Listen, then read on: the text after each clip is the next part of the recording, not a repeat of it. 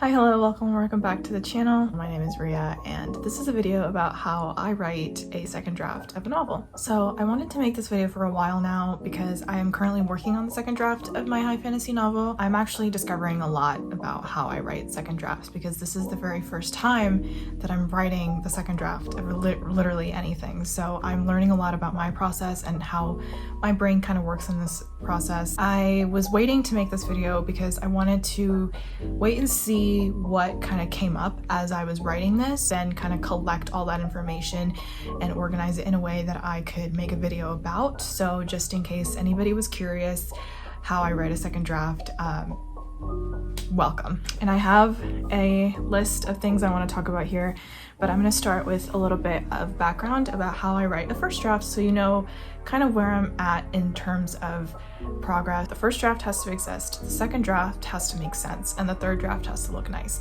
Now that's a very simplified version, but you kind of get the gist of where things are going from there. I write my first draft very fast. For this book that I'm working on currently, I wrote the first draft of it in 92 days, and it was about 129,000 words. So I wrote it really fast, and that's actually something that Stephen King talks about in his memoir on writing, is that a first draft should take about 3 months. Now that is different for every person. And then as soon as I was finished with my first draft, I went ahead and printed the whole thing out and then just leave it alone for 3 months. So that's kind of where I started off with beginning my second draft process. All right, so now it's been 3 months and now you're reading over the first draft. What I did was I read through it twice. I had a first pass and a second pass. And through the first pass, I kind of just kept like a legal pad with me as I was writing. So I didn't make notes in the marginalia like on the page.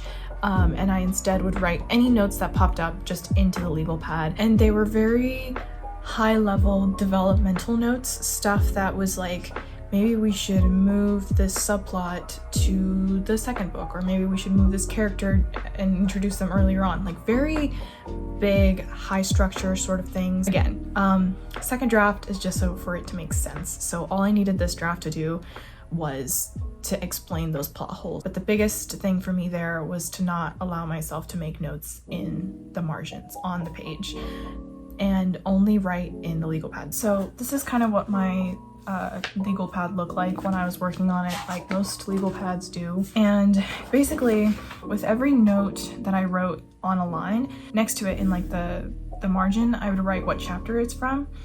And so it would stay somewhat organized and it wasn't just like a list of notes. And if there was a specific line that I was making a note of, I would mention that line. Or if it was a certain page I was making the note of, I would mention that page number. I also, this is an important thing I think that we forget to do when we're revising something of ours, is to also write down the stuff you liked about it, because this is the first time you're looking at it in 3 months, and this is the closest you're gonna get to looking at it from the eyes of a reader. So write down the scenes that worked well, like write down the parts that you liked, the dialogue that kind of, affected you, the things that you were surprised at, because it's been 3 months. You'll be surprised how much you forget of it. And so also make note of those things, because that is the only time you'll have the chance to be reading it like a reader would. So once I did the first pass, I went ahead and did a second read through of the entire first draft.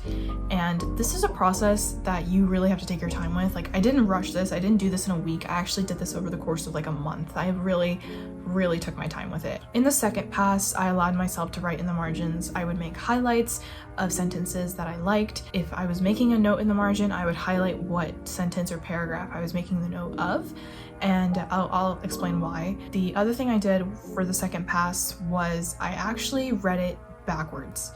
And that seems stupid, but hear me out. What I mean by reading it backwards is not that I read it like literally like from page 400 to then page 399. Like I would read the scene, like the last scene, and then I would read the second to last scene. I would read the scene in order, but then I would read the third to last scene, and I read it like that. For some reason, reading it backwards really helped. And this was something I did on accident. I was just kind of reading it one day and I realized I was flipping through it, but I was going through it backwards, and it was really turning the gears in my brain, and it was really helping me to read it backwards and think about it from the end to the beginning. It forced me to look at it from a different perspective. So, strange tip, but if it works for you, why not try it out? I was also making a reverse outline because as a pantser, I didn't have an outline of this novel, and so now that I had a novel, I could make an outline of it. Every day I would sit down and do 1 or 2 chapters depending on how long the chapter was, and I would read it backwards, so from the last scene of the chapter to the first scene of the chapter, and I would make notes in the margins as I went, and I would highlight things in the margins as I went, and I would make an outline, chapter by chapter outline. So for me, the outline was broken into chapters, and for each chapter I had 1 sentence of for every scene. So 1 sentence quick summary for every scene, just on a need to know basis, like not really getting into nitty-gritty of it,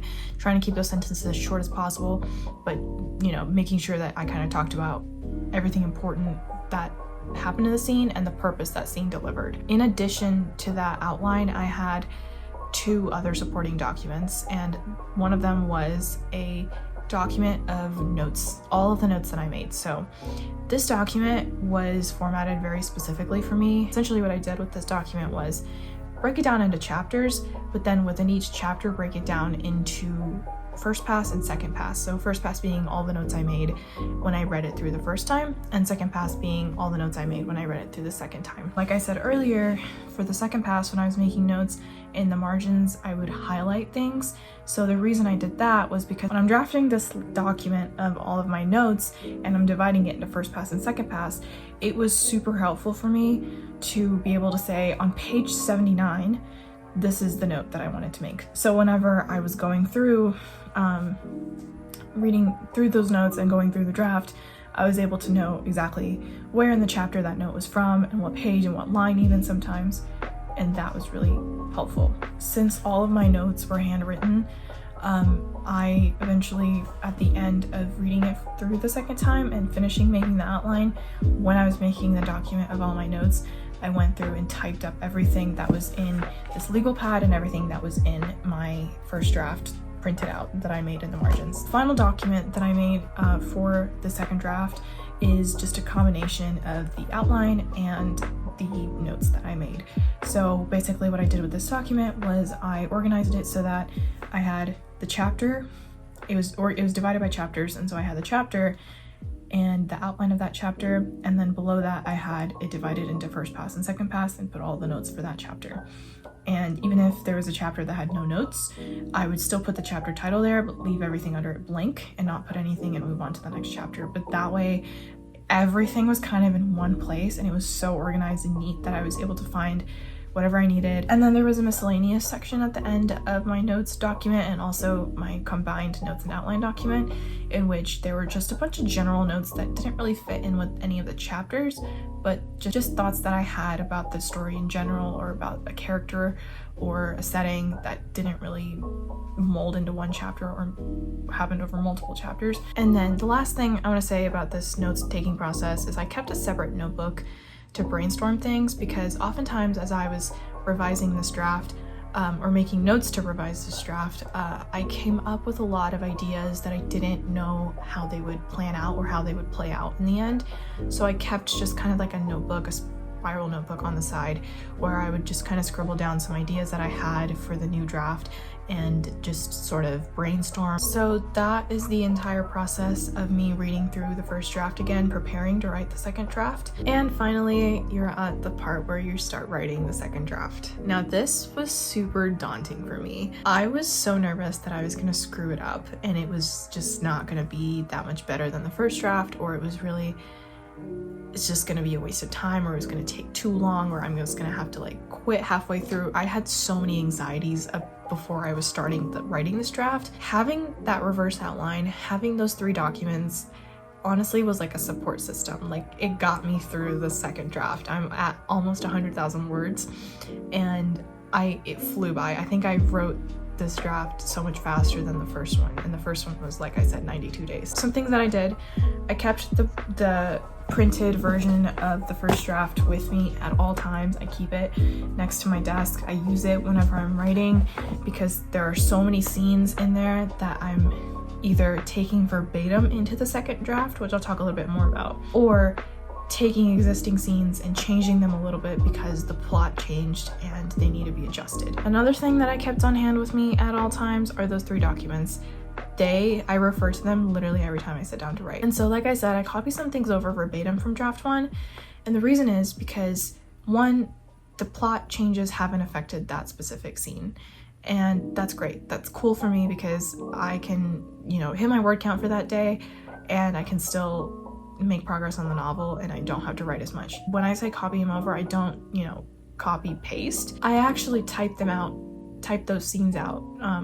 But I have the book open next to me so I can look at it as I type it out. And I'll make smaller changes here and there as I'm writing it to fit this second draft. I also do it for scenes that aren't written that well because, to be honest, I'm not worried about how it sounds right now. Like, this second draft I'm not thinking about prose, I'm not really thinking about dialogue, I'm not thinking about chapter structure. I'm so focused on making sure that this plot makes sense. So yeah, just kind of know what you want to keep from draft 1, but try not to just copy paste it because you'll find a lot of changes come in as you're typing it up again. So for me, writing the second draft is so much more fun than writing the first draft because the story's already kind of there and I get to tell it in a way that makes more sense. So I get to take something that exists and make it better. It just starts coming together in pieces and you start kind of seeing visions of it being done in the future. You start to see like, hey, this steaming pile of crap actually has potential. It's not totally a waste. And it's just so much more motivating to write a second draft because 1, you're 1 draft closer to being done with it. And 2, you can start to see the visions you had in your head come into the story and you can start to see why you wrote it in the first place. So finally, there is one more document that I keep track of as I'm writing the second draft, and this document I call Book 1 Tracks. And basically this is a document that has a list of all of my just thoughts as I'm writing it, things I need to foreshadow, things I call promises, just things to brainstorm on the fly as I'm writing the draft, notes, things I need to keep track of, deleted scenes, supplemental scenes, literally just a brain dump document. My 2 biggest things with this document that I use frequently are 1, the promises, the list of promises, and 2, the ongoing list of things that I thought of while writing that I need to add in or change before I finish writing this draft. Thinking about the promises, first of all, promises is something that I learned from watching Brandon Sanderson's lecture video series on YouTube on writing science fiction and fantasy. And promises are basically what I call my subplots, and they can range from really, really small, something that has maybe 3 or 4 scenes throughout the story, to something that's right under the main subplot or like the main plot. That list alone has been so helpful in writing the second draft. I'm not exaggerating when I say that because every time I get stuck, I go back to that draft and I look at all of the things that are happening in the story, all of the plots that I'm essentially juggling, and I'm like, well, what hasn't really happened in a while? And I'll go through the list and I'll be like, oh, right, like this character's relationship with this person hasn't really been talked about in a while, so let's write a scene about that. It's just like you can juggle all of these subplots right now and then figure out what order to write them in later on. I have quite a few in my draft right now because, like I said, they range from something really small to something really large. The other thing I talked about is having just an ongoing list of things that I want to change. That gives me the chance to not go back and constantly edit the second draft as I'm writing it, because that's something I really don't like doing because it makes me feel like it stalls my progress. So if I thought of something that I forgot to include, or if I thought of something as I was writing a scene that doesn't work that I want to change, I'll write it into Book 1 Tracks and I will figure it out when I'm done writing this draft, and I'll go back through it and kind of comb through it and add those things in. Right, so I'm, like I said, about 100,000 words into this draft. I'm almost really close to being done, and there are some things that I have already planned to do when I'm done with this draft. First and foremost, I'm gonna leave it alone for a week, and I don't know if I'll be able to leave it alone for an entire week, but I'm definitely gonna try. Secondly, I'm gonna go through that list of all of those changes that I wanted to make, and I recorded in my Book 1 Tracks document, and I'm going to basically treat that as like a to-do list and go through all of those things and add them in to my second draft. This might take me a couple of weeks because, like I said, they range from something really, really small to something really big, and it will actually end up taking a little bit of brainstorming, but this is the draft that I want to send out to beta readers. So I am holding it to some level of decency, some level, like some standard, so that I don't send this out to people and they get back to me and say like, this doesn't make any sense. So I do want it to sound somewhat nice, but my goal is not for someone to come back to me and say, hey, your prose is beautiful. Like, it will be, but not in this draft. But yeah, that was everything I'm doing right now to work on writing my second draft of my high fantasy novel. And it is really a long process. It is so tedious and so time consuming, but honestly, I love every bit of it. And like I said, this draft is so much more fun to write than the first one. And I'm actually having an amazing time despite the agony that comes with tearing apart your work and putting it back together. All the documents that I talked about, I'm going to make an outline for them and put them in the description for you guys to see in case anybody is curious and wants to use them or try them out. So with that, I hope that this video was helpful and somewhat interesting, because